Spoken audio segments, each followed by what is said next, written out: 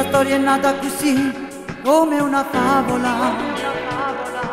Nessuno potesse capire com'è difficile. Tu già fidanzato con me, non si può credere che mi appiccicai con te. Ma che quanta voglia c'avevi, così tornata. Vedo tu mi hai fatto sapere che ci sta nata.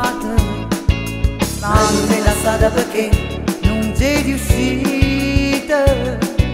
E mo t'avevo pure sposato.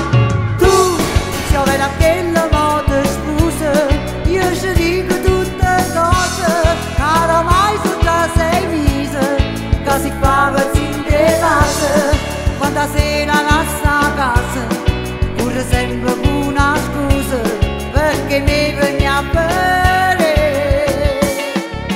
Io quanto tempo ti ho aspettato perché sono innamorata. Chi stu messaggio parlato ma non l'hai considerato. E fra poco stu segreto che noi tutte siamo rate. Io ci vago a raccontare, ma non sai più quello che fa, ma può trattenere. Si ci tiene perché là tu non mi illudere. Come tu hai voluto passare, vigliacco ipocrita, ma questo tu faccio papà. Tu se avrai quella moda sposa, io ci dico tutte cose che oramai sono già 6 mesi che si fa in te casa. Quando sera lascia a casa pure sempre una scusa perché mi vieni a bere.